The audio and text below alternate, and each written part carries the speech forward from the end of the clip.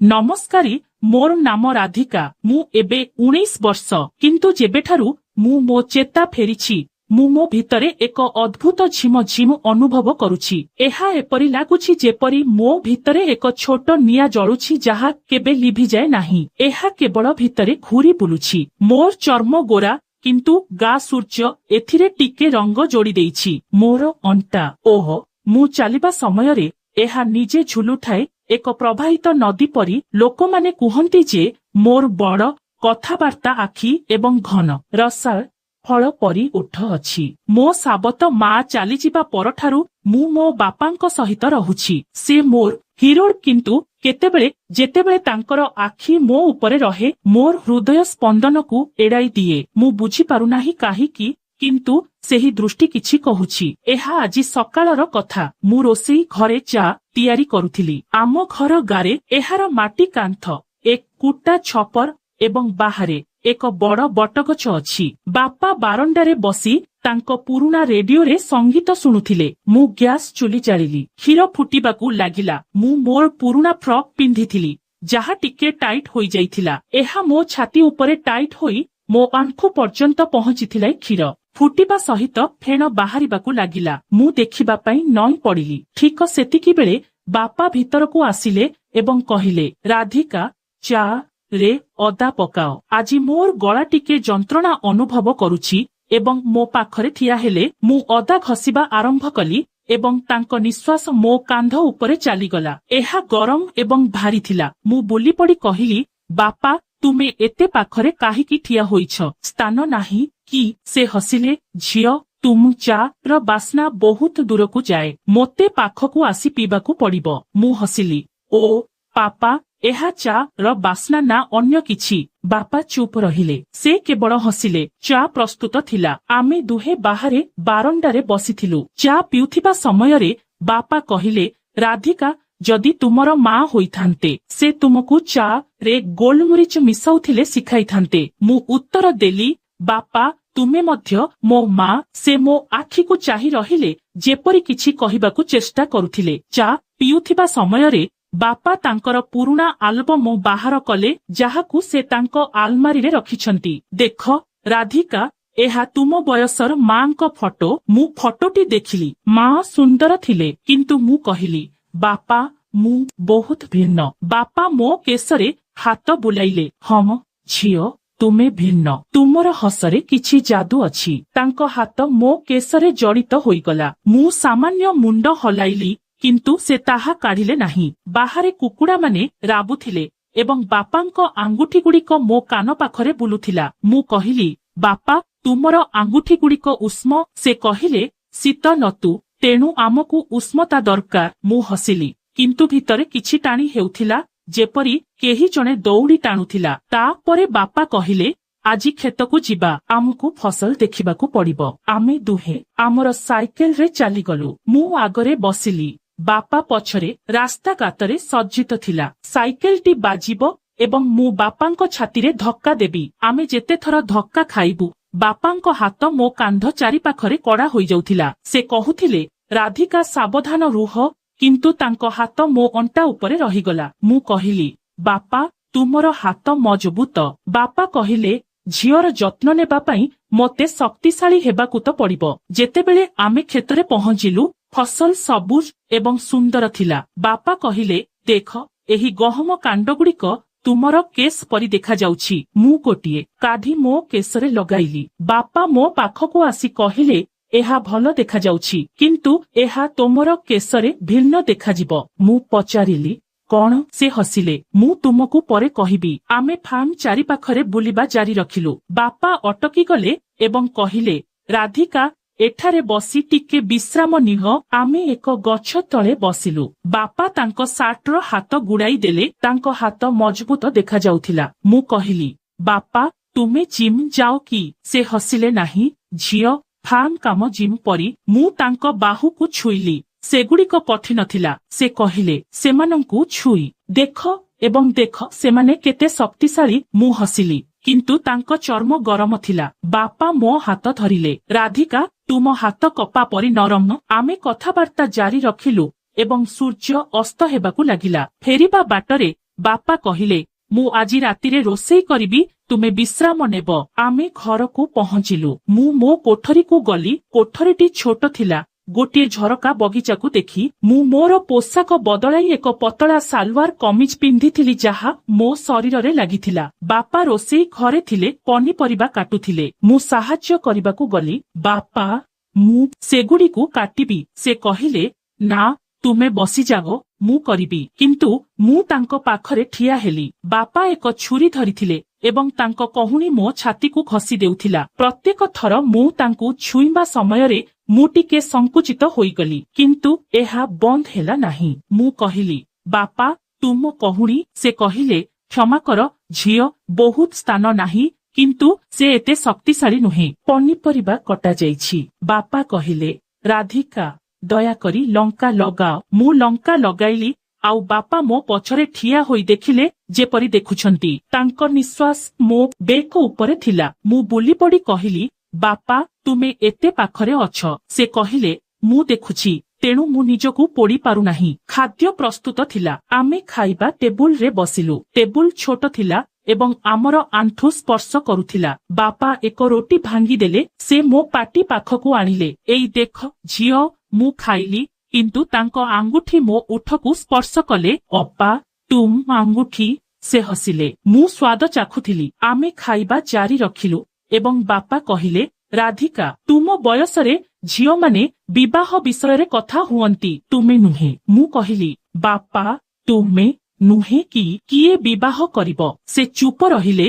ତାପରେ କହିଲେ, ଝିଅ, ବାପା ସବୁବେଳେ ସେଠାରେ ରହିବେ। ରାତି ହୋଇଗଲା ଏବଂ ଆମେ ଶୋଇଗଲୁ। ମୋ କୋଠରୀ ବାପାଙ୍କ ପାଖରେ ଥିଲା। କାନ୍ଥ ପତଳା ଥିଲା। ମୁଁ ବିଛଣାରେ ଶୋଇ ପଡ଼ିଲି ଏବଂ ବାପାଙ୍କ କାଶି ଶୁଣିଲି। ମୁଁ ଉଠି ତାଙ୍କ କୋଠରୀକୁ ଗଲି। ମୁଁ ତାକୁ ପାଣି ଦେଲି। ବାପା ପାଣି ପିଇଲେ। ସେ କହିଲେ, ହମ ଝିଅ। ତାଙ୍କ ଓଠ ଓଦା ଥିଲା। ସେ ମୋ ହାତ ଧରି କହିଲେ, ରାଧିକା, ତୁମେ ମୋ ଜୀବନ। ପରଦିନ ସକାଳେ ବାପା ବାହାରେ ଉଠିଲେ। ସେମାନେ ସେଠାରେ ଥିଲେ। ମୁଁ ଗାଧୋଇବାକୁ ଯାଇଥିଲି। ଆମର ବାଥରୁମ ପୁରୁଣା, ଦ୍ୱାର ଠିକ ଭାବରେ ବନ୍ଦ ହେଉନାହିଁ। ମୁଁ ମୋ କେସ୍ ଖୋଲା ରଖି ପାଣି ଢାଳିଲି। ସାବୁନ ଲଗାଇବା ସମୟରେ ମୁଁ ଗୁଣୁ ଗୁଣୁ ହେଉଥିଲି। ତାପରେ ମୁଁ ବାପାଙ୍କ ସ୍ୱର ଶୁଣିଲି, ରାଧିକା, ମୋତେ ଗାମୁଛା ଦିଅ। ମୁଁ ସାବୁନ ଲଗାଇଥିଲି।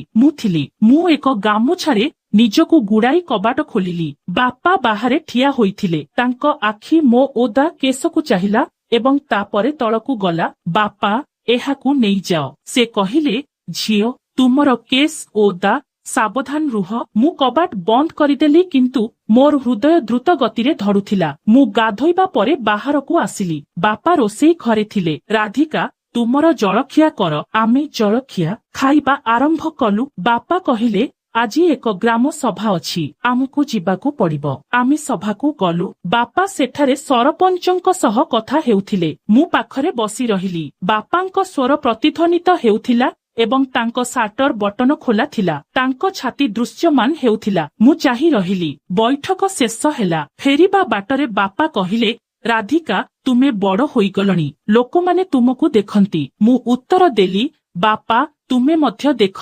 ସେ ହସିଦେଲେ। ତାଙ୍କ ଝିଅକୁ ଦେଖିବା ବାପାଙ୍କର ଅଧିକାର। ଆମେ ଘରେ ପହଞ୍ଚିଲୁ। ବାପା କହିଲେ, ରାଧିକା, ଆଜି ମୁଁ ତୁମକୁ କିଛି ଶିଖାଇବାକୁ ଯାଉଛି। ସେ ମୋତେ ପୁରୁଣା ଜିନିଷ କିପରି ସଜାଡ଼ିବେ ତାହା ଶିଖାଇବା ଆରମ୍ଭ କଲେ। ଆମେ ଗ୍ୟାରେଜକୁ ଗଲୁ ଯେଉଁଠାରେ ପୁରୁଣା ସାଇକେଲ ଗୁଡ଼ିକ ଥିଲା। ବାପା ଏକ ସ୍କ୍ରୁଡ୍ରାଇଭର ଧରିଲେ। ଦେଖ, ସେ ଏହାକୁ ଏହିପରି ବୁଲାନ୍ତି। ମୁଁ ଆହୁରି ପାଖକୁ ନଇଁ ପଡ଼ିଲି। ତାଙ୍କର ନିଶ୍ୱାସ ମୋ ମୁହଁ ଉପରେ ଥିଲା। ବାପା, ମୁଁ ଚେଷ୍ଟା କଲି, କିନ୍ତୁ ମୋ ହାତ ଖସିଗଲା। ବାପା ମୋ ହାତ ଧରିଲେ। ଦେଖ ଝିଅ, ତାଙ୍କ ହାତ ମୋ ଉପରେ ଥିଲା। ଉଷ୍ମୟ। ଆମେ ଏହିପରି କାମ କରି ଚାଲିଲୁ ଏବଂ ଆମେ ଝାଳ ବୋହିଲୁ। ବାପା ତାଙ୍କ ସାର୍ଟ କାଢ଼ିଦେଲେ। ସେ ଏକ ଭେଷ୍ଟ ପିନ୍ଧିଥିଲେ। ତାଙ୍କ ଛାତି ଲୋମଯୁକ୍ତ ଥିଲା। ମୁଁ ଚାହିଁ ରହିଲି। ବାପା, ତୁମେ ଗରମ କି? ସେ କହିଲେ, ହମ, ତୁମେ ମଧ୍ୟ କିଛି କାଢ଼ିବା ଉଚିତ। ମୁଁ ହସି କହିଲି, ବାପା, ମୁଁ ଲଜ୍ଜିତ ଅନୁଭବ କରୁଛି। ସେ କହିଲେ, ତୁମର ଝିଅ ପାଇଁ କାହିଁକି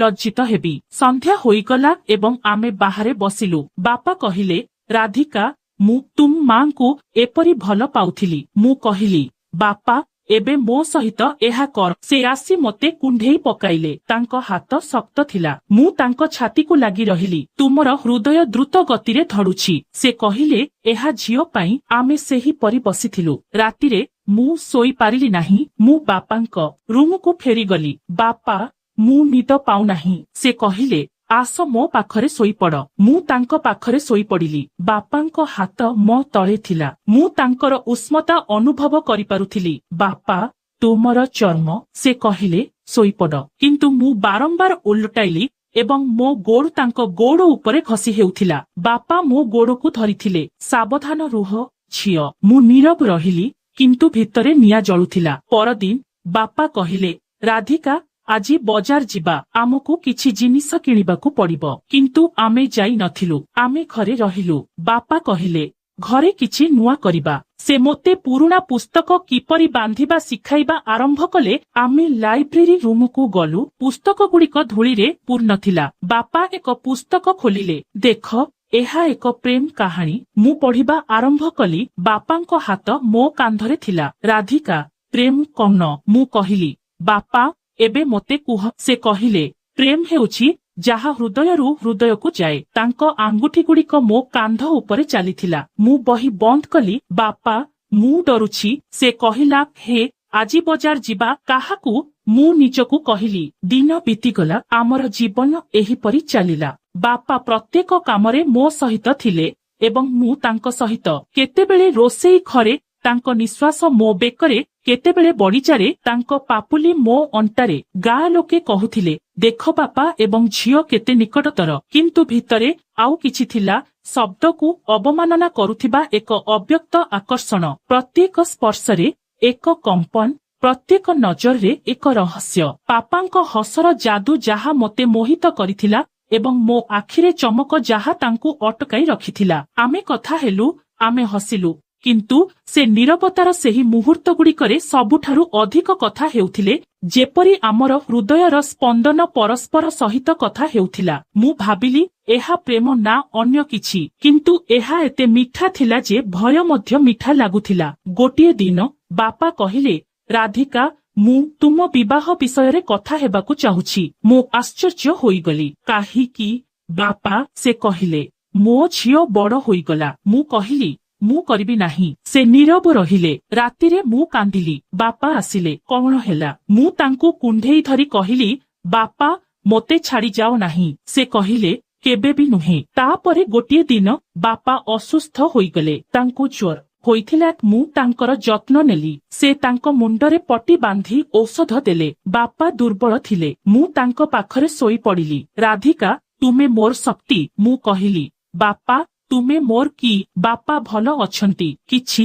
ସେ କହିଲେ, ରାଧିକା, ମୁଁ ଭୁଲ କରିଥିଲି। ମୁଁ ପଚାରିଲି, ତୁମର ମାଙ୍କ ମୃତ୍ୟୁ ପରେ ମୁଁ କଣ ତୁମକୁ ଭୁଲ ଆଖିରେ ଦେଖିଥିଲି? କିନ୍ତୁ ତୁମେ ଜଣେ ଝିଅ, କେବଳ ଏକ ଝିଅ। ମୁଁ କାନ୍ଦିଲି। ବାପା, ମୁଁ ମଧ୍ୟ ଡରି ଯାଇଥିଲି। କିନ୍ତୁ ତୁମେ ମୋର ବାପା। ସେହିଦିନ ପରେ ଆମର ଜୀବନ ବଦଳିଗଲା। ବାପା ମୋତେ କଲେଜ ପଠାଇଲେ। ମୁଁ ପାଠ ପଢ଼ା ଆରମ୍ଭ କଲି। ବାପା ଘରର ଯତ୍ନ ନେଲେ। ଆମେ ଏବେ ଅଲଗା ଥିଲୁ, କିନ୍ତୁ ଟିକେ ଝିମୁ ଝିମୁ ହେଉଥିଲା। କିନ୍ତୁ ଏବେ ଏହା ପ୍ରେମର ଥିଲା। କିନ୍ତୁ ଏହା ଏତେ ସରଳ ନଥିଲା। ଗୋଟିଏ ଦିନ କଲେଜରୁ ଫେରିବା ସମୟରେ ମୁଁ ଦେଖିଲି ଯେ ବାପା ଏକ ପୁରୁଣା ଆଲମାରୀ ସଫା କରୁଛନ୍ତି। ସେଠାରୁ ଏକ ପୁରୁଣା ଲଫାଫା ପଡ଼ିଗଲା। ମୁଁ ଏହାକୁ ଉଠାଇ ଖୋଲିଲି। ଭିତରେ କିଛି କାଗଜପତ୍ର ଥିଲା। ମୋ ନାମରେ ପୋଷ୍ୟ ଗ୍ରହଣ ପତ୍ର, କିନ୍ତୁ ମୋ ବାପା ମାଙ୍କ ନାମ ଭିନ୍ନ ଥିଲା। ମୁଁ ଆଶ୍ଚର୍ଯ୍ୟ ହୋଇଗଲି। ବାପା, ଏହା କଣ? ବାପା ମୋ ଆଡ଼କୁ ଚାହିଁଲେ।